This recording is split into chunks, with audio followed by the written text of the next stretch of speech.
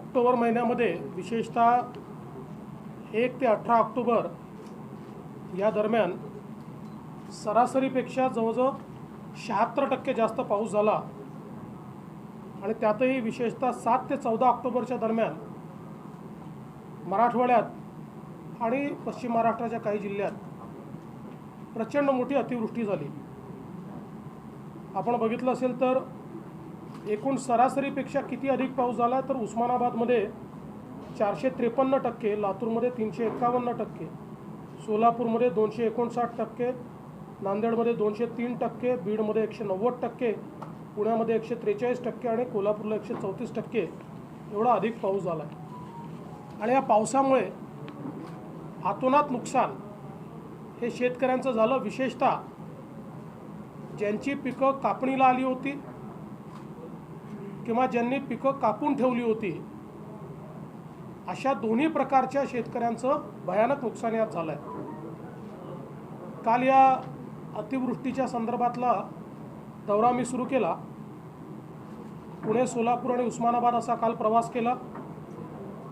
बारामती तालुक्यातल्या उंडवडीपासून आम्ही सुरुवात केली, ज्या ठिकाणी संपूर्णपणे पाणी भरलेलं आहे आणि शेती पूर्ण नष्ट झाली आहे। चारा देखील गुरांकरता उरलेला नाही। अतिशय वाईट अशा प्रकारची अवस्था त्या ठिकाणी आहे। दौंड तालुक्यामध्ये अनेक गावांमध्ये आम्ही गेलो।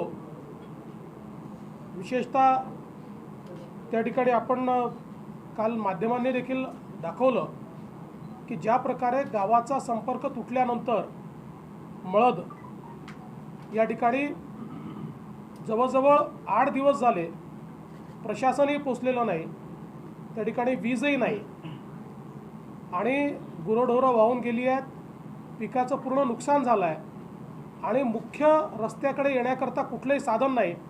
त्यामुळे जो ओढा आहे त्या ओढ्यामध्ये दोरी बांधून पाण्यातनं त्या दोरीला पकडून यावं लागतं। अशा प्रकारची अवस्था त्या ठिकाणी आपल्याला पाहायला मिळाली। मनसर, निमगाव, केतकी अशा अनेक ठिकाणी गेलो।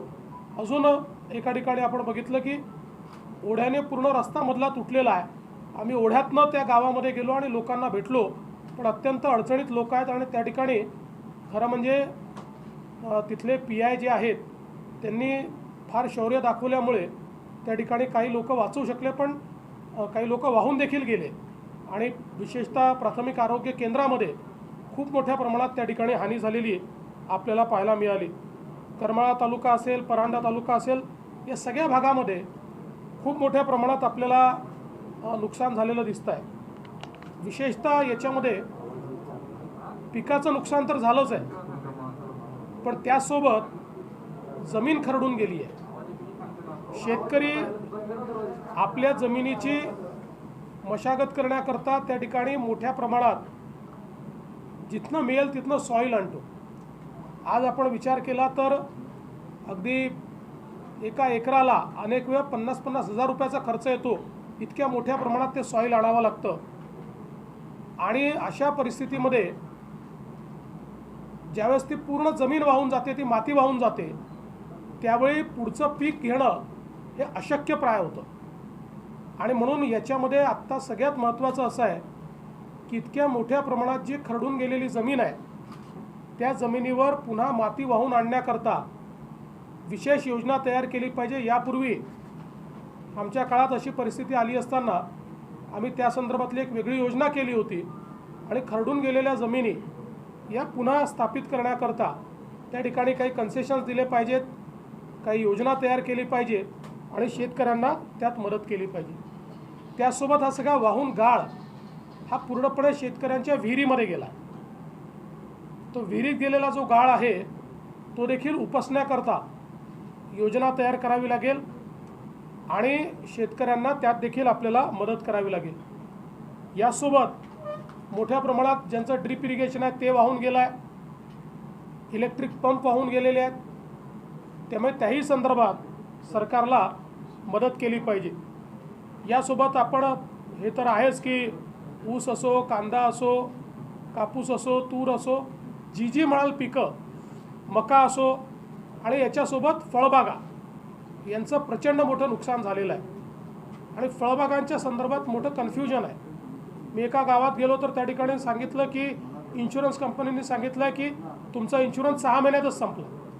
असा कसा 6 महिन्यात संपू शकेल? त्यामुळे याच्यातही सरकारने दबाव आणून कुठेतरी मदत करण्याची गरज आहे.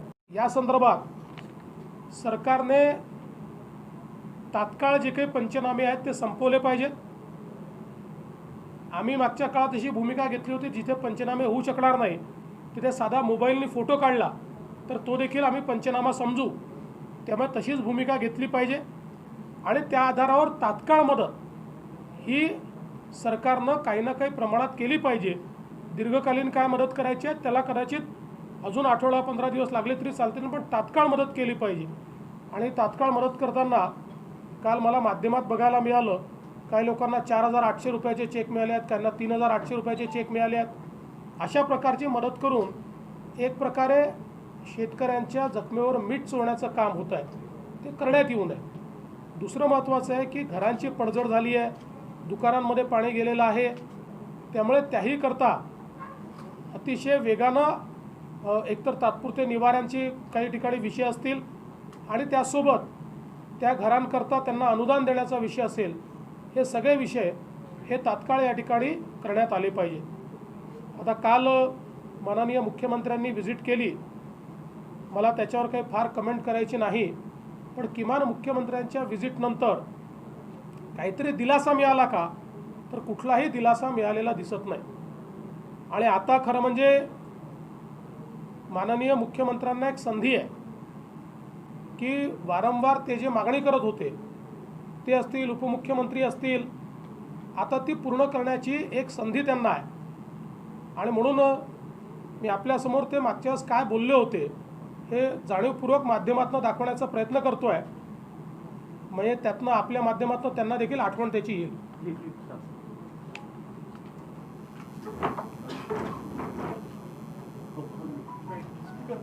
पण सरकार म्हणून काल 10,000 कोटी रुपयांची मदत जाहीर केली गेलेली आहे. मला असं वाटतं ही अत्यंत त्रुटक आहे. 10,000 कोटी रुपयामध्ये काही होणार नाहीये.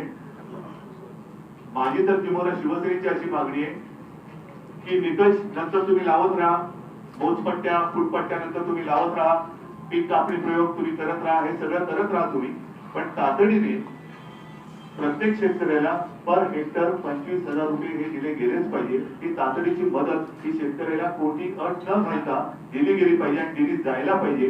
ही शिवसेनेची मागणी आहे. मी म्हणतोय की साधारणतः 25,000 ते 50,000 रुपये पर हेक्टर ही शेतकऱ्याची गरज आहे, मागणी नाही, ही गरज आहे आणि ही गरज सरकारने पूर्ण केलीच पाहिजे. आणि त्याच्यासाठी शिवसेना आग्रही राहिलं. ऐकलं नाही माझं?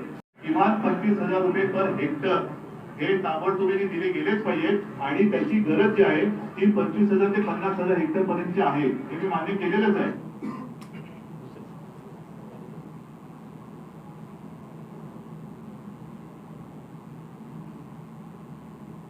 हजार कोटींची तरतूद केल्याचं मुख्यमंत्री म्हणाले असले तरी सरकारनं शेतकऱ्यांसाठी जाहीर केलेली नुकसान भरपाई ही पुरेशी नसल्याचा आरोप विरोधकांनी केला आहे. 10,000 कोटी नव्हे तर किमान 25,000 कोटींची भरपाई जाहीर करावी अशी मागणी विरोधकांनी केलेली आहे.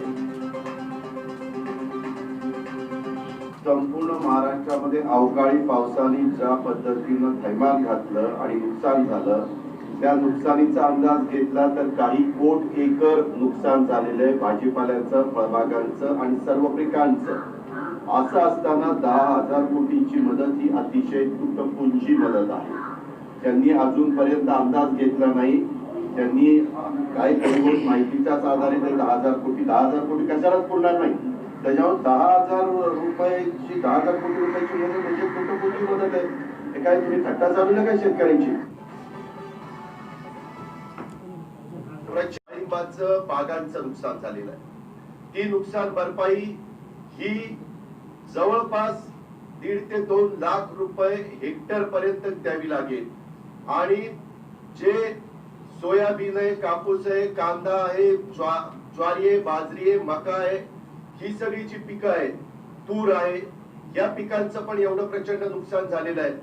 आता ते खरीपाचं पीक तर वाया गेले, त्याच्यावर तिथं पण हेक्टरी 50,000 रुपये मदत या पिकांच्या करता झाली पाहिजे, हे आम्ही त्यांना सांगितलेलं आहे. आणि आता जी काही मदत जाहीर केलेली आहे ती पण मदत केंद्राची येते, मग राज्याची पीक विमा कंपनीचे पैसे येतील, मग आम्ही देऊ. कुणाचे पैसे यायचे तेव्हा येऊ द्यात. सरकारने सेफ ऍडव्हान्स काढावा आणि ताबडतोब ते पैसे शेतकऱ्यांना द्यायला त्या ठिकाणी सुरुवात करावी. अशा प्रकारे संयुक्त पुरोगामी महाआघाडीची आमची त्या ठिकाणी मागणी आम्ही केलेली आहे. यांनी जी अतिशय महत्त्वाची भूमिका मागच्या वेळेस घेतली होती, आता त्या भूमिकेचं निर्वहन करण्याची त्यांच्याकडे संधी आहे. त्या संधीचा त्यांनी योग्य उपयोग करावा. खरं तर मागच्या वेळेस मी काळजीवाहू मुख्यमंत्री होतो, तरी देखील मी हे घोषित केलं होतं की केंद्र सरकार किंवा कोणाच्याही मदतीची वाट न पाहता राज्य सरकार थेट मदत करेल. 10,000 कोटीची तात्काळ आपण त्या ठिकाणी तरतूद देखील केली होती आणि त्या संदर्भात मदतीची वाटप देखील आपण सुरू केलं होतं. दुर्दैवाने त्यानंतर आपल्याला कल्पना आहे की मी पदावर राहिलो नाही आणि मग राष्ट्रपती राजवट लागली. परंतु मला असं वाटतं की जर सरकारमध्ये या ठिकाणी इच्छाशक्ती असेल तर इच्छाशक्तीचा वापर करून सरकार निश्चित मदत करू शकते. अन्यथा घोषणा करता येतात, पण त्या घोषणांनी कोणाचंही समाधान होणार नाही. आपल्याला माहिती आहे, एक इंग्रजीमध्ये आपण म्हणतो where there is will there is way. पण सरकारचं एकूण कामकाज कसं आहे की ज्याच्यामध्ये where there is will there is way and where there is no will there is only survey. त्याच्यामुळे केवळ असा सर्वे करण्यापुरतं मला असं वाटतं मर्यादित राहू नये, तर निश्चितपणे सरकारने ठोस मदत या ठिकाणी करावी. आणि मी कुठलंही राजकारण याच्यामध्ये मला करायचं नाही, मी पहिल्या दिवशीपासून करत नाही आहे. पण मला आश्चर्य वाटतं, जे सत्तेत असतात त्यांनी संयम दाखवायचा असतो, पण सत्तेतले लोकच इतकं राजकीय बोलत आहेत, त्यांना शेतकऱ्याशी काही घेणं देणं आहे की नाही आहे हेच समजायला या ठिकाणी समजत नाही. आणि मग ही मंडळी जर इतकं राजकीय बोलत असतील तर मला असं वाटतं की ते योग्य नाही आहे. आत्ता संवेदनशीलता दाखवली पाहिजे आणि संवेदनशीलता दाखवून या ठिकाणी शेतकऱ्याला मदत केली पाहिजे. दुसरा मुद्दा, काही झालं की केंद्र सरकारकडे टोलवायचं, हे केंद्राने केलं पाहिजे, ते केंद्राने केलं पाहिजे, सगळं केंद्राने केलं पाहिजे. खरं तर पहिल्यांदाच माननीय पंतप्रधानांनी स्वतः फोन करून माननीय उद्धवजींना अतिशय स्पष्टपणे सांगितलं की या आपत्तीत आम्ही सोबत आहोत, केंद्र सरकार आपल्याला मदत करेल. परंतु आत्ता जा मदत आणा. मला आश्चर्य वाटतं, काल आदरणीय पवारसाहेबांनी सांगितलं की मदतीला 1-1.5 महिना लागेल, कारण पहिले पंचनामे होतील, त्या ठिकाणी SDOकडे जाईल, मग अजून काय कलेक्टरकडे जाईल, मग त्याच्यानंतर डिव्हिजनल कमिशनरकडे जाईल, मग त्याच्यानंतर उपसचिवाकडे जाईल. जे काही त्यांनी पद्धत आहे ती पद्धत सांगितली आणि त्यामुळे याला संपूर्ण गोष्टीला वेळ लागेल. आता खरं तर केंद्र सरकारची मदत कधी येते याची सगळी कल्पना ही आदरणीय पवारसाहेबांना आहे, कारण केंद्र सरकारमध्ये याची जी समिती असते त्या समितीचे प्रमुख हे गृहमंत्री असतात आणि त्याचे सदस्य हे कृषी मंत्री आणि त्याच्यासोबत फायनान्स मिनिस्टर, वित्तमंत्री हे त्या कमिटीचे प्रमुख असतात. आणि पहिल्यांदा राज्य सरकारला आपलं असेसमेंट करावं लागतं. आपल्या असेसमेंटच्या आधारावर एक मेमोरँडम पाठवावा लागतो. तो मेमोरँडम राज्य सरकारने पाठवला की आपल्याकडे टीम येते आणि त्याच्यानंतर ती टीम त्या संदर्भातला रिपोर्ट हा केंद्र सरकारला सादर करते आणि ही कमिटी त्या आधारावर आपला निर्णय घेत असते. ही अनेक वर्षाची पद्धत आहे. जेव्हा पवारसाहेब कृषी मंत्री होते, UPAचा काळ होता, तेव्हाही तीच पद्धत होती, आजही तीच पद्धत आहे. आणि राज्य जी असतात, राज्यांकडे SDRF असतो, त्या SDRFमध्ये ॲडव्हान्समध्ये पैसा हा केंद्र सरकारने दिलेला असतो NDRFच्या माध्यमातून. तोवर राज्य सरकारने SDRFमधनं पैसा खर्च करायचा असतो किंवा ॲडिशनल आपल्या बजेटमधनं खर्च करायचा असतो आणि त्यानंतरच केंद्र सरकारचा पैसा त्या ठिकाणी येत असतो. हे सगळं माहिती असताना केवळ राजकारण करायचं आणि सगळ्या गोष्टी केंद्र सरकारकडे, मी जाणीवपूर्वक सांगतो, केंद्र सरकार निश्चित मदत करेल आणि यापूर्वीच्या UPAच्या सरकारने जी काही मदत केली त्यापेक्षा जास्त मदत केंद्र सरकार निश्चितपणे करेल. माननीय पंतप्रधान अतिशय संवेदनशील आहेत आणि त्या संदर्भात कोणी काळजी करण्याचं कारण नाही आहे. पण पहिल्यांदा आपण काय करणार आहोत हे निश्चितपणे या ठिकाणी सांगण्याची आवश्यकता आहे. दुसरं, काल एक चांगला सल्ला माननीय पवारसाहेबांनी दिला आहे की या ठिकाणी आवश्यकता असेल तर कर्ज काढलं पाहिजे. खरं म्हणजे काही लोकांना असं वाटतं कर्ज काढणं म्हणजे काहीतरी फार मोठा प्रश्न आहे. आपलं जे बजेट आहे या बजेटमध्ये दरवर्षी जवळजवळ 70 ते 80 हजार कोटी रुपये हे कर्जातनं येत असतात आणि नंतर आपण त्याची परतफेड करत असतो. त्यामुळे असं काही कर्ज काढतोय म्हणजे काही खूप मोठं पाप होतं असं नाही आहे. यावर्षी तर आपल्याला त्याची लिमिट जी आहे ती 1,20,000 कोटी रुपयाची लिमिट दिलेली आहे. दरवर्षी RBI लिमिट ठरवून देतं की कुठल्या राज्याची किती पत आहे आणि त्यांना किती कर्ज काढता येतं. 1,20,000 कोटी रुपयाचं कर्ज आपल्याला काढता येतं. तर 60,000 कोटी रुपयाचं केवळ कर्ज आपण घेतलेलं आहे. त्यामुळे अशी काही परिस्थिती नाही की राज्य कर्जबाजारी झाला आहे, ओव्हरड्राफ्ट घेण्याची आवश्यकता आहे किंवा RBIच्या लिमिटच्या बाहेर जाऊन कर्ज घेण्याची आवश्यकता आहे. त्यामुळे कर्ज देखील काढता येईल आणि त्या ठिकाणी अशी परिस्थिती आली की आपण नेहमीच घेतो, त्याच्यामुळे ते आपण कर्ज घेऊन देखील या ठिकाणी जर काही अडचणी असतील तर त्या अडचणी दूर करता येतील. दुसरं, सातत्याने GSTच्या संदर्भात सांगितलं जातं. खरं म्हणजे GSTच्या संदर्भात यापूर्वी देखील मार्चपर्यंतचं सगळं अनुदान हे केंद्र सरकारने दिलं, जवळजवळ 20,000 कोटी रुपये दिले. खरं तर GSTमध्ये जसा राज्याला GST येत नाही तसा केंद्रालाही येत नाही आहे, कारण राज्यातच तो जमा होतो आणि राज्यात जमा होऊन त्यातला एक हिस्सा केंद्राला जातो, एक हिस्सा राज्याला मिळतो. तो जमा झाला नाही तर तो केंद्राला मिळाला नाही. पण केंद्राने भूमिका घेतली नाही की आम्हाला मिळाला नाही तर आम्ही कुठून द्यायचा. तर केंद्र सरकारने यापूर्वीही कन्सॉलिडेटेड फंडमधनं पैसा देऊन GSTचा परतावा दिला आणि आताही राज्यांनी सांगितलं की केंद्राने कर्ज घ्यावं. केंद्र सरकारने त्यालाही मान्यता दिली. 1,00,000 कोटी रुपयाचं कर्ज केंद्र सरकार घेत आहे आणि राज्यांना त्यांचा GSTचा जो शॉर्टफॉल आहे, त्यांच्याकडे जो GST जमा झाला नाही, तो जमा न झालेला GST त्याची जी काही वाढीव 14% दरवर्षीची ग्रोथ आहे याच्या सकट केंद्र सरकार आपण स्वतः कर्ज करून तो पैसा देत आहे. त्यामुळे तो पैसा येणारच आहे राज्याला. त्यामुळे आता मग राज्य सरकारने आत्ताच्या वेळी शेतकऱ्यांच्या पाठीशी उभं राहण्याकरता जर पदरचा पैसा खर्च केला तरी तो पैसा या ठिकाणी परत येतो आहे. आणि म्हणून मला असं वाटतं की उगीच बहाणे सांगू नये. आणि मला आश्चर्य वाटतं या 3 पक्षांमध्ये खूप मतभेद आहे, पण एका बाबतीत सगळे मात्र एका सुरात बोलतात, केंद्राने करावं, केंद्राने करावं. हात झटकण्यात तिन्ही पक्ष एकदम तरबेज आहे. केंद्र सरकार निश्चित मदत करेल, पण पहिल्यांदा राज्यांनी काय करायचं हे ठरवलं पाहिजे आणि राज्य सरकार काय करणार हे सांगितलं पाहिजे.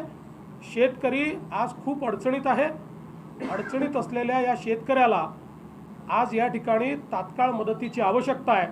आणि म्हणून आमची विनंती आहे, मी पुन्हा एकदा सांगतो, तुम्ही राजकीय बोलाल तरच मी राजकीय बोलेन. मी काल दिवसभर बोललो नाही, पण तुम्ही राजकीय बोलाल तर राजकीय उत्तर त्याला देईल. मला राजकारणात रस नाही आणि शेतकऱ्यांनाही राजकारणात रस नाही. आणि माझी हात जोडून विनंती आहे, सत्तारूढ पक्षाला तुमची जबाबदारी मोठी आहे, मुख्यमंत्र्यांची जबाबदारी मोठी आहे. संवेदनशीलता दाखवून मला असं वाटतं की या संदर्भात राजकीय भाष्य करण्याच्या ऐवजी शेतकऱ्याला काय दिलासा देता येईल अशा प्रकारचं वक्तव्याची अपेक्षा आम्ही माननीय मुख्यमंत्र्यांकडून करतो आहे. याबद्दल केंद्राची भूमिका जे काही असं आहे की दर 3 महिन्यांनी आपल्याला GSTचा जे आपण ठरवलं आहे की इतका GST येईल, त्यात जी काही कमतरता येते ती केंद्र सरकार आपल्याला भरून देतं. कारण 5 वर्षाकरता केंद्राने आपल्याला सांगितलं आहे की तुमचं कलेक्शन जर कमी झालं तर ते कलेक्शन आम्ही आमच्याकडनं देऊ. या संदर्भात मागच्या वर्षी आपलं जे कलेक्शन कमी झालं ते 20,000 कोटी कमी झालं, ते मार्चपर्यंतचं पूर्ण दिलं.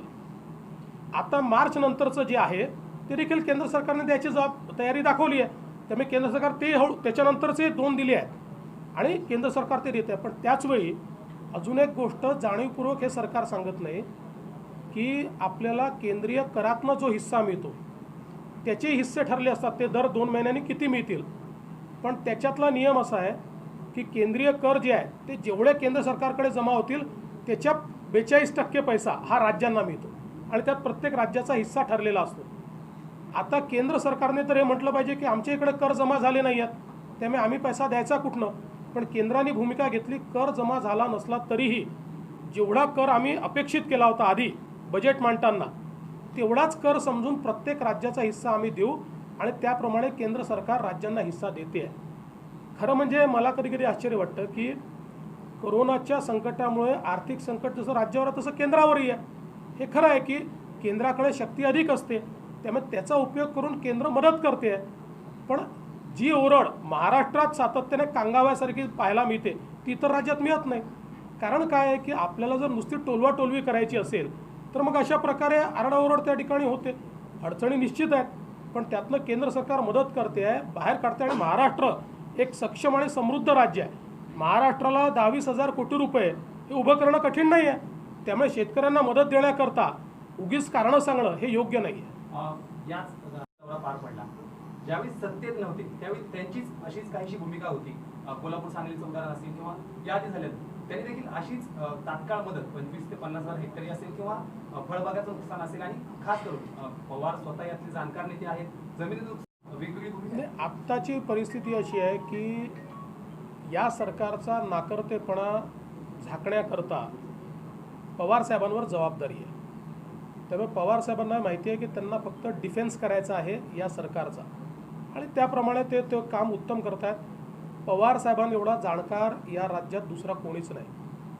केंद्राची क्षमता काय आहे, राज्याची क्षमता काय आहे, नियम काय आहेत, कायदे काय आहेत याची 100% माहिती त्यांना आहे. फक्त आत्ता ते आवश्यक तेवढंच बोलत आहेत, हे सरकार डिफेंड होईल एवढंच ते बोलत आहेत. सर, काल तुम्ही जे दौरे केले दिवसभरात तिथलं त्या सामान्य शेतकऱ्यांपर्यंत गावकऱ्यांपर्यंत म्हणजे आपल्यापैकी अनेक लोक, माध्यमांचे लोक देखील माझ्यासोबत होते. जिथे जिथे आम्ही गेलो बहुतांश ठिकाणी लोकांचं म्हणणं होतं की प्रशासन आमच्याकडे पोचलेलं नाही, आमच्याकडे कोणी येऊन बघितलेलं नाही, आमच्याकडे पंचनामे झालेले नाहीत. अशा प्रकारची तक्रार ही बहुतांश ठिकाणी त्या ठिकाणी आलेली आहे. आणि म्हणून मला असं वाटतं की अधिक प्रशासनाने जागरूकतेनं काम करण्याची आवश्यकता आहे. सरकारी पातळीवरती अशा परिस्थितीमध्ये ॲडिशनल यंत्रणा काय उभी करता येईल त्याचा विचार केला पाहिजे. यंत्रणा पूल केली पाहिजे. कृषी विभाग असेल, जलसंधारण विभाग असेल, अनेक विभाग असे आहेत की ज्यांना फील्ड वर्कची माहिती असते. त्यामुळे फील्ड वर्कची माहिती असलेल्या विभागातली जर मॅनपॉवर आपण पूल केली आणि साधारणपणे बघा म्हणजे हे जे पंचनामे करायचे आहेत ते नियमाने आपण करतो, पण इथे 100% लॉसेस आहेत. आणि तसंही 65 मिलीमीटरच्या कितीतरी वर पाऊस पडला आहे. 65 मिलीमीटरवर ट्रिगर तर ऑलरेडी म्हणजे दाबलं गेलेलं आहे. जो काही आपला कायदा आहे त्या कायद्याप्रमाणे 65 मिलीमीटरच्या वरचा पाऊस पडल्याबरोबर ऑलरेडी ट्रिगर दाबलं जातं. त्यामुळे त्या ठिकाणी ओला दुष्काळ ही संज्ञा आपण वापरतो, त्याला ओला दुष्काळ ते वापरत नाहीत, पण ते तशी परिस्थिती तयार झाली आहे असं ऑलरेडी मानलं जातं. म्हणून मला असं वाटतं की आत्ता वेगवेगळे विभाग जर पूल केले तर हे अतिशय वेगानं आपल्याला करता येईल. दुसरा प्रश्न आहे, इन्शुरन्स कंपन्यांवर दबाव तयार करावाच लागतो. मागच्या काळात आपण 4-4 हजार कोटी रुपयाचा इन्शुरन्स मिळवला, तो या कंपन्यांवर दबाव तयार करूनच मिळवला. पण आत्ता केळीच्या संदर्भात ठीक आहे, जुन्या याच्यात तर आहे, पण आत्ता जी काही नव्याने इन्शुरन्सचा जो विषय केळीच्या संदर्भात आहे, मी परवाही मुख्यमंत्र्यांना पत्र लिहिलेलं आहे. आमच्या काळामध्ये हरिभाऊ जावळे स्वर्गीय यांची एक समिती आम्ही तयार केली होती आणि केळीच्या इन्शुरन्सचे काही निकष तयार केले होते. आता सरकारने ते निकष बदलून त्याच्या निविदा काढल्या आणि त्यामुळे आता जे काही इन्शुरन्सचे निकष राज्य सरकारने तयार केले आहेत त्यात केळी उत्पादक शेतकऱ्याला काहीच मिळू शकत नाही. आणि म्हणून आम्ही केंद्र सरकारशी बोललो त्यावेळेस त्यांनी सांगितलं की राज्याला हे निकष बदलावे लागतील, राज्याला त्याचं पुन्हा टेंडर काढावं लागेल. आम्ही पुन्हा राज्य सरकारला विनंती केलेली आहे की राज्य सरकारने हे निकष जर बदलले नाही तर इन्शुरन्स कंपन्यांना पैसा जाईल, पण नुकसान झाल्यानंतर एकही पैसा शेतकऱ्याला मिळणार नाही. तर मला असं वाटतं की अशा ज्या बाबी आहेत त्या समजून घेऊन त्याच्यावर तात्काळ निर्णय हा केला पाहिजे. वाटतं की निर्णय करायचे आहेत, निर्णय करावे लागतात. त्यामुळे विसर्गामुळे झालं असेल, काही ठिकाणी असं लक्षात आलं की मला लोक असं सांगत होते की चारीकडनं पाणी आलं. त्यामुळे पाणी कुठनं येतं आहे, कारण थोडा डोंगराळ भाग आहे, त्यामुळे कुठनं पाणी येतं हे आम्हाला समजलं नाही आणि 1 तासभरात गाडीच्या वर पाणी, बसच्या वर पाणी गेलं. तर त्यामुळे खूप मोठ्या प्रमाणात अतिवृष्टी आहे. त्यामुळे मला असं वाटतं की आता याची कारणं काय आहेत त्या कारणांचा विचार तर आपण नंतर करू, आता मदतीचा विचार हा मोठ्या प्रमाणात केला पाहिजे. सर, काल मुख्यमंत्र्यांनी दौरा केला त्याच्यावर देखील टीका होती. एकतर खूप कमी काळाचा कालावधीचा दौरा होता. त्यानंतर ते शेतकऱ्यांच्या बांधावर न जाता पुलावर त्यांनी पाहणी केली आणि त्यानंतर लोकांना मुख्यमंत्र्यांनी दौरा केला आहे. खरं म्हणजे लोकांची अपेक्षा होती मुख्यमंत्र्यांनी चांगला सघन दौरा करावा. जो काही त्यांनी दौरा केला असेल, मी यापूर्वीही कधीही मुख्यमंत्र्यांच्या दौऱ्यांवर टीका केली नाही. ते घरून निघाले नाही यावरही मी कधी टीका केली नाही. काल ते निघाले, त्यांनी जो काही दौरा केला हे खरंच आहे की लोकांमध्ये त्याचा रोष आहे की ते पुलावरूनच लोकांना, कारण पहिल्यांदा गावामध्ये ते जातील असं सांगण्यात आलं होतं. नंतर मग सगळे अधिकारी गेले आणि म्हणाले तुम्ही पुलावर चला, आणि मग लोकांमध्ये फार नाराजी आली. मग 5-10 लोकांना केवळ पुलावर नेता आलं. तर या सगळ्या गोष्टींमुळे थोडासा रोष लोकांमध्ये आहे. पण मला त्याच्यावर कुठली टीका करायची नाही. माझं मत आहे दौरा करा, करू नका, जे तुम्हाला करायचं आहे करा, मदत भरघोस करा, एवढीच विनंती.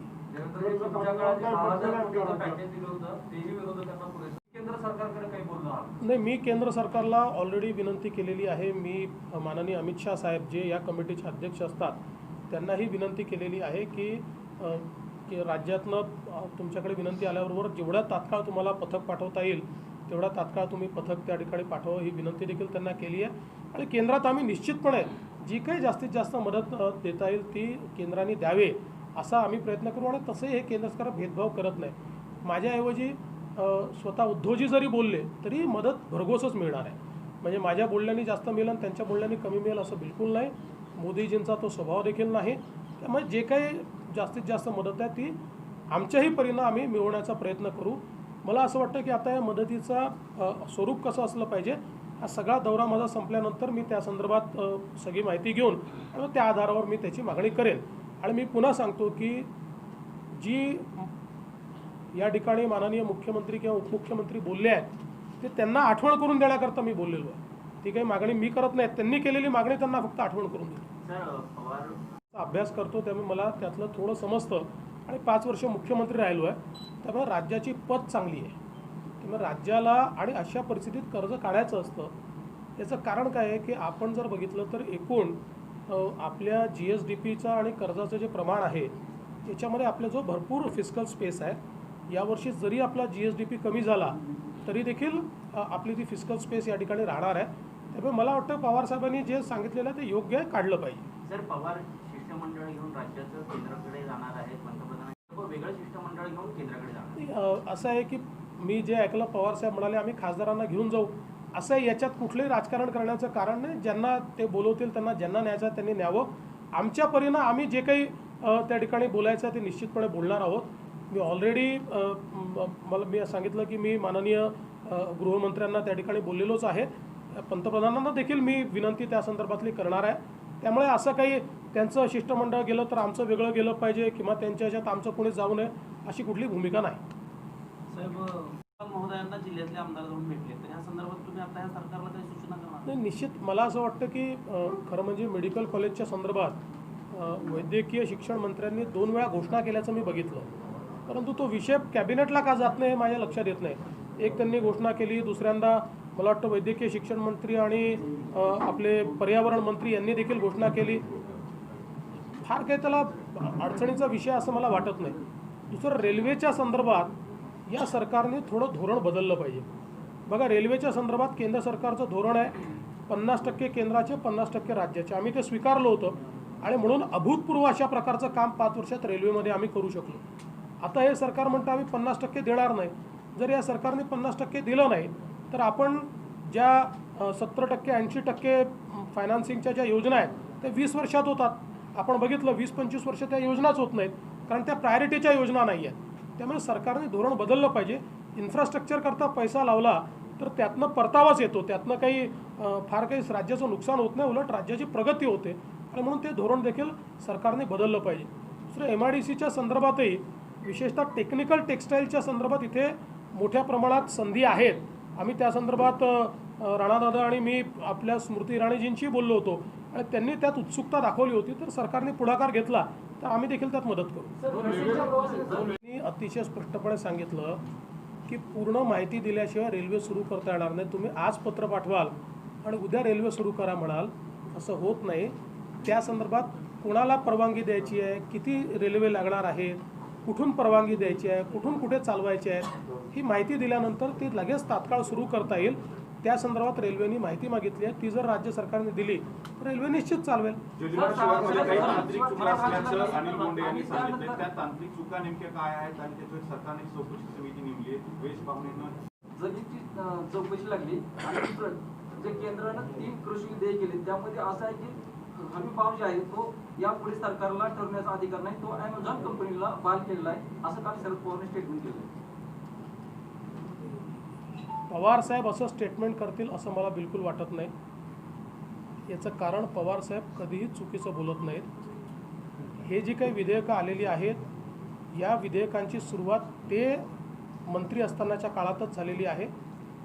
त्यांच्या ज्या कमिट्या होत्या त्या कमिट्यांनीच या संदर्भातली शिफारस केलेली आहे. नव्हे तर मी त्यांच्या आत्मचरित्रातला एक भागच वाचून दाखवला की ज्यात त्यांनी हे का केलं पाहिजे हे त्यांनी सांगितलेलं आहे. त्यामुळे जाणीवपूर्वक कोणीतरी अशा प्रकारे जर चुकीचं पसरवत असेल, हमी भावाचा सगळा अधिकार 100% केंद्र सरकारकडे आहे. केंद्र सरकारने तो राहील हेच सांगितलेलं आहे. या कुठल्याही विधेयकाने हमी भावावर कुठलाही परिणाम होत नाही आहे आणि केंद्र सरकारने ते कृतीतनं दाखवलं आहे आणि यावर्षी सगळ्या गोष्टींचा हमीभाव केंद्र सरकारने वाढवला आहे. त्यामुळे हमीभावावर याचा कुठलाही परिणाम नाही. जलयुक्त शिवारच्या संदर्भात जी काही चौकशी राज्य सरकारला करायची असेल ती त्यांनी जरूर करावी. सगळ्यात महत्त्वाचं असं आहे की हे काही मंत्रालयात सह्या करून टेंडर दिलेली कामं नाही आहेत. 6 लाख कामं त्या ठिकाणी झालेली आहेत. सगळी कामं ही विकेंद्रित पद्धतीनं झाली. जिल्हाधिकारी याचे प्रमुख होते. त्याच्या अंतर्गत जिल्हा परिषदेने कामं केली, कृषी विभागाने कामं केली, जलसंधारण विभागाने कामं केली, वन विभागाने कामं केली. साधारणपणे ॲव्हरेज 1 लाखापासून तर 5 लाखापर्यंतची ही कामं आहेत. स्थानिक लेवलवरच याचे टेंडर्स निघाले आहेत आणि ही कामं झालेली आहेत. त्यामुळे आपण जर बघितलं असेल तर मी मंत्र्यांचं ऐकलं, त्यांनी सांगितलं 700 तक्रारी आम्हाला प्राप्त झाल्या. 6 लाख कामांमध्ये 700 तक्रारी. मला असं वाटतं की म्हणजे अर्धा टक्का देखील नाही. साधारणपणे आपण बघतो की सरकारी कामं जी होतात म्हणजे 1% तक्रार येऊ नये, पण सरकारी कामं जी होतात त्यात 5 ते 7% तक्रारी किमान असतात, मिनिमम असतात. 6 लाख कामं होऊन अर्धा टक्काही तक्रारी त्याच्यामध्ये आलेल्या नाहीत. त्यामुळे मला असं वाटतं की जाणीवपूर्वक या ठिकाणी अशा प्रकारे आम्ही चौकशा लावतो आहोत. मी सरकारला एवढंच सांगू इच्छितो, जर सरकारला वाटत असेल की अशा प्रकारच्या कुठल्या चौकशा लावून विरोधी पक्षनेत्याचं तोंड बंद करता येईल तर त्यांनी ते विसरून जावं. विरोधी पक्षनेता हा जनतेचा आहे, तो जनतेकरताच काम करत राहणार आहे. आणि आता मी हे देखील सांगतो की जलयुक्त शिवारने किती मोठ्या प्रमाणात फायदा झाला हा देखील. आता हे थोडंसं शेतकऱ्यांचं संकट संपू द्या. आम्ही प्रत्येक तालुक्यात जाऊन गावागावात जाऊन त्या ठिकाणी शेतकऱ्यांचं मतच नोंदवणार. आमच्याकडे ऑलरेडी आहे, अनेक शेतकऱ्यांनी सांगितलेलं आहे. पण काय काय फायदा झाला तो फायदा आम्ही लोकांपर्यंत आणि त्याचं प्रदर्शनच आम्ही मांडणार आहोत की किती मोठ्या प्रमाणात जलयुक्त शिवारने फायदा झाला. अनेक लोक आले आता कालचं मत असं आहे की आमच्याकडे काही लोक संपर्कात आहेत, खास करून उस्मानाबाद एकही जात नाही, एकही नाही. चला, एकही. धन्यवाद सगळ्यांचे, धन्यवाद.